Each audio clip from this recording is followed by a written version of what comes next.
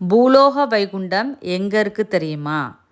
வைகுண்ட ஏகாதசி எத்தனை நாள் விரதம் இருக்கணும்னு தெரியுமா? வாங்க தெரிஞ்சுக்கலாம் இந்த பதிவில்.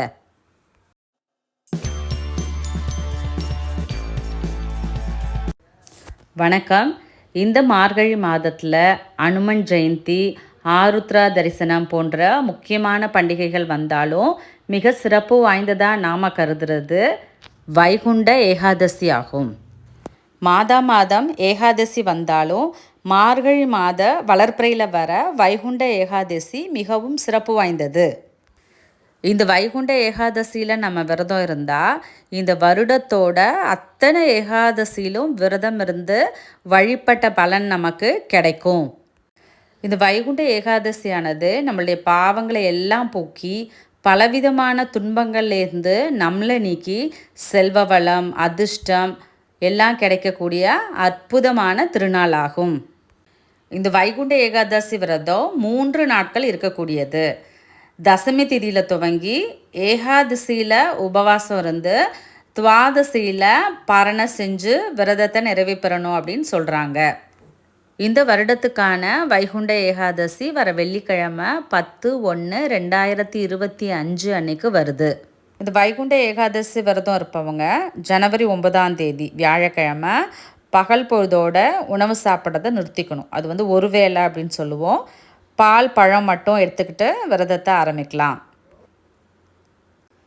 ஜனவரி 10ஆம் தேதி காலையில் 4 மணிக்கெல்லாம் பெருமாள் கோயிலில் சொர்க்கவாசல் திறப்பாங்க. நாம் அந்த நிகழ்ச்சியில் கலந்துக்கிட்டு அன்றைக்கி ஃபுல்லாக தூங்காமல் சாப்பாடு எதுவுமே எடுத்துக்கொள்ளாமல் விரதத்தை தொடங்கலாம். ஜனவரி 10ஆம் தேதி தான் நம்ம ராத்திரி கண்ணு விழிக்கணும். 11ஆம் தேதி காலையில் பாரணை செய்து விரதத்தை நிறைவு செய்யணும். வைகுண்ட ஏகாதசி அன்னைக்கு அரிசி உணவு சாப்பிடாமல் இருக்கிறது ரொம்ப சிறப்பு. அப்படி சாப்பிடாமல் இருக்க முடியாதுன்றவங்க பால் பழம் அது மட்டுமே எடுத்துக்கலாம். அன்னைக்கு நைட்டு ஃபுல்லாக கண் வீச்சுட்டு அடுத்த நாள் துவாதசி அன்னைக்கு காலையில் ஏஞ்சி குளித்து பரணை பண்ணுறது அப்படின்னு சொல்லுவோம். 21 காய்கறிகள் சேர்த்து உணவு தயாரிக்கணும். அதில் கண்டிப்பாக அகத்திக்கீரை, நெல்லிக்காய், சுண்டைக்காயெல்லாம் இருக்கணும். துவாதசி அன்னைக்கும் பகல் பொழுதில் நம்ம தூங்கக்கூடாது, நைட்டு தான் தூங்கணும். இந்த வைகுண்ட ஏகாதசி அன்னைக்கு கண்ணு மூச்சிட்ருக்கும்போது பரமபதம் விளையாடுவாங்க. நீங்கள் எல்லாருமே விளையாண்டுருப்பீங்க. அந்த பரமபதத்தில் பாம்பும் ஏணியும் தான் ரொம்ப முக்கியத்துவம் வாய்ந்ததாக இருக்கும். ஸோ ஏணியில் ஏறும்போது பாம்பு நம்மளை கொத்தி கீழே விடும். ஸோ இந்த நிகழ்ச்சி எதை காட்டுது அப்படின்னாக்கா, ஏற்ற இறக்கம் நிறைந்தது தான் வாழ்க்கை அப்படின்றத அது நமக்கு உணர்த்துது. ஸோ அந்த பாம்போட வாயில் கடிப்படாமல் போனால் நம்ம பரமபத வாசலான சொர்க்கத்தை அடையலாம் அப்படின்றது தான் அந்த விளையாட்டோட தத்துவம்.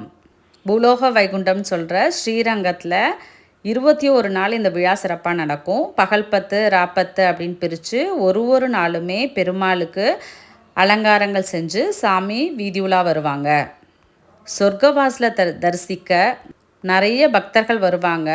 அந்த சொர்க்கவாசல் இந்த வைகுண்ட ஏகாதசியான ஒரு நாள் மட்டும்தான் திறந்திருக்கும்.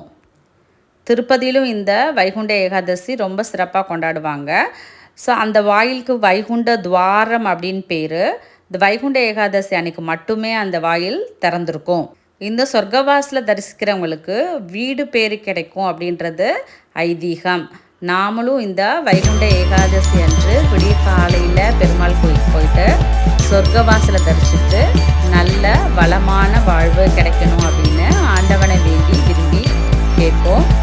மற்றும் வேறொரு பதிவில் சந்திக்கிறேன். நன்றி, வணக்கம்.